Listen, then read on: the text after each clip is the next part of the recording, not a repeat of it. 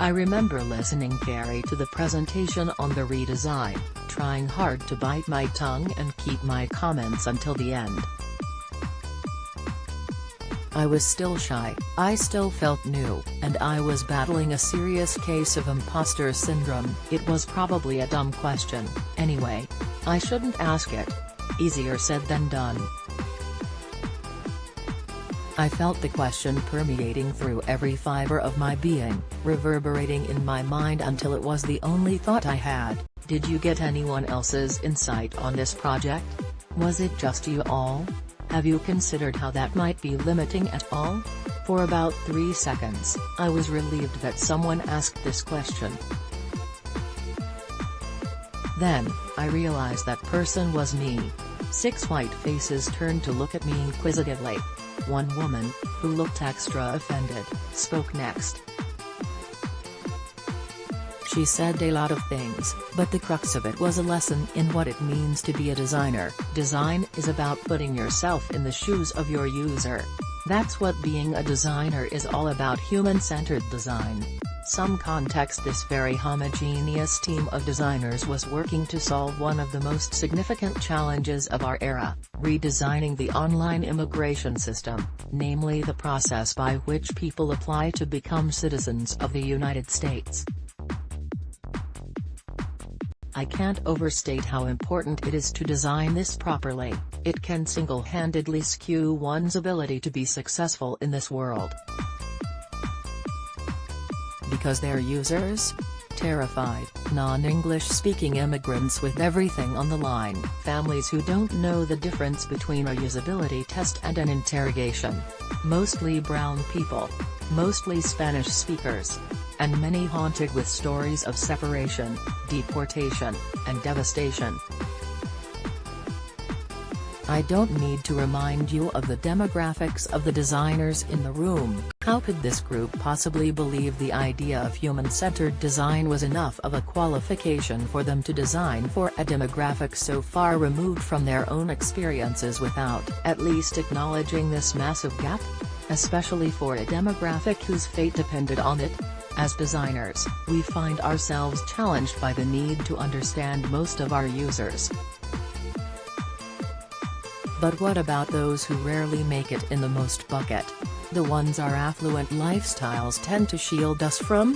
What about the single mom of 3 in Indiana, working 2 jobs to make ends meet, who just needs a to-do list app that she can access on the go? Or the young black boy in Sanford, hesitant to don the hoodie your site is selling after he saw what happened to Trayvon Martin? Or maybe the dyslexic girl in El Paso, Texas, who spends her evenings after school trying to learn English on the website you design. These users often, and unfairly, carry the burden of using a product that was never designed for them in the first place. 1 + 1 = 3.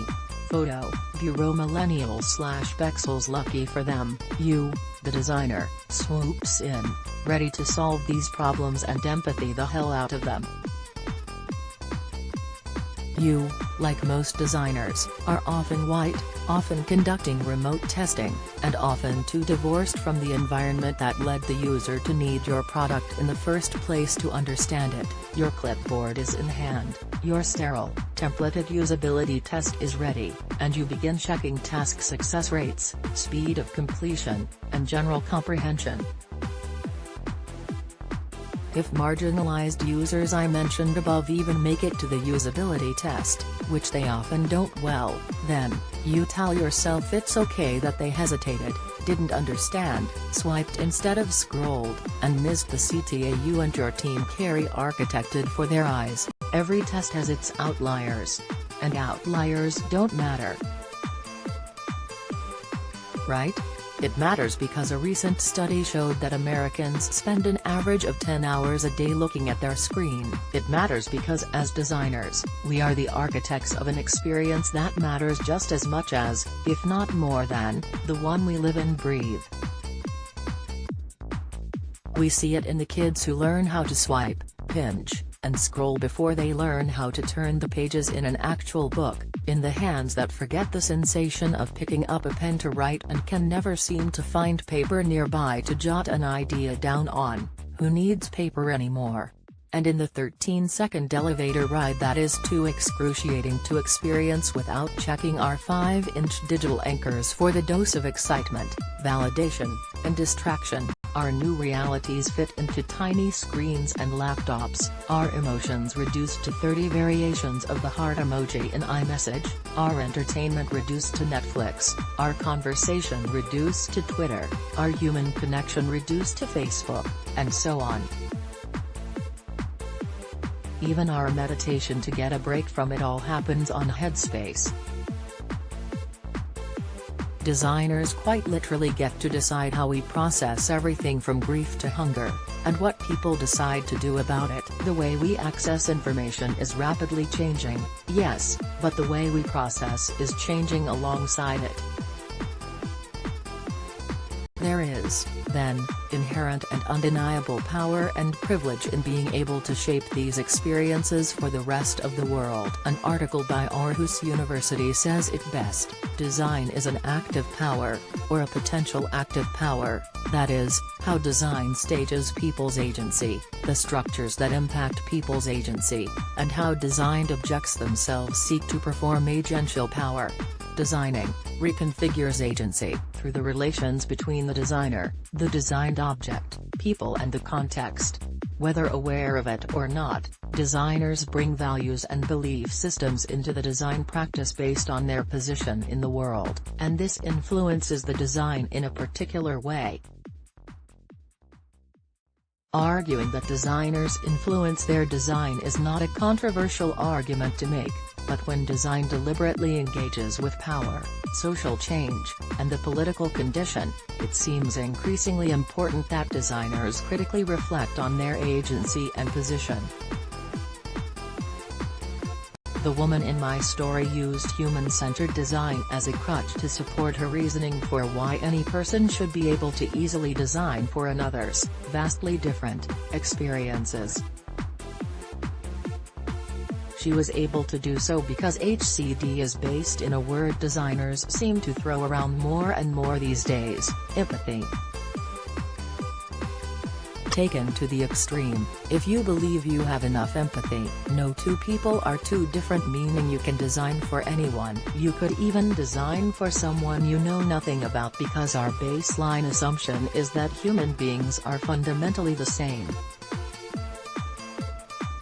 And as I was reminded by a mentor today, cognitively, we're all more or less subjected to the same ergonomic and cognitive constraints. But human beings are fundamentally different, too.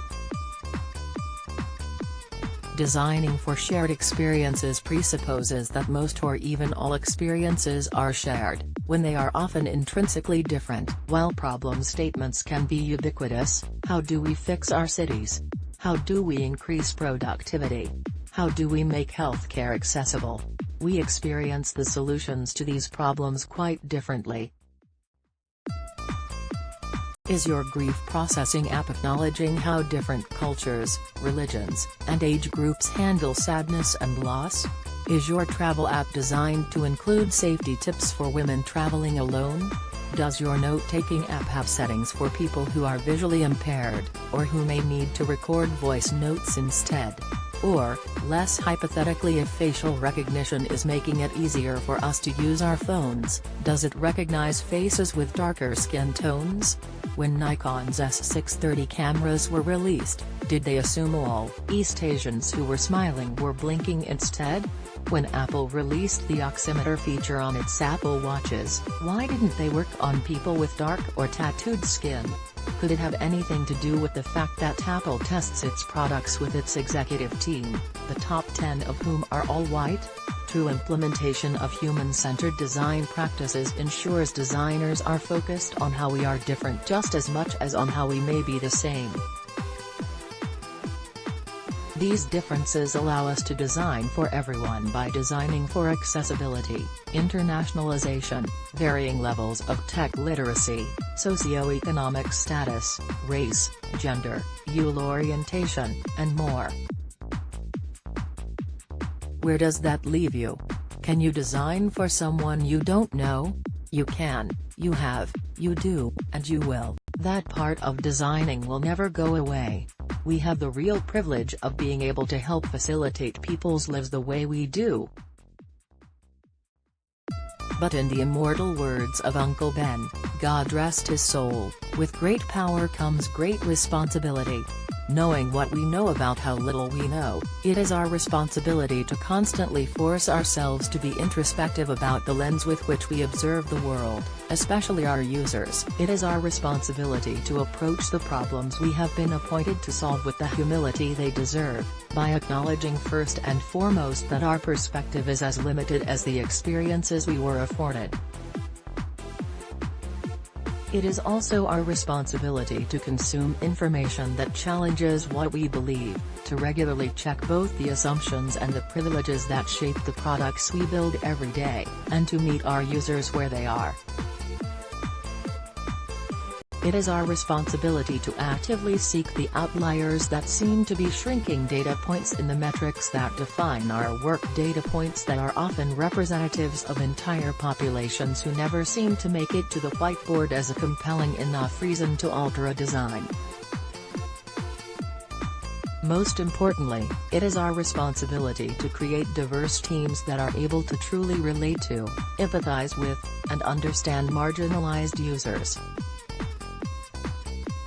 It is here that change will truly take root, and design will truly begin to not just be human-centered, but all humans-centered. I'll leave you where Brian LaRosa left me in his brilliantly crafted essay on privilege in design. It matters whom we observe. It matters how we imagine. It plots a course through the design process, a path that is wrought with consequence. If we only observe and imagine those who resemble ourselves, then what we call empathy is merely introspection.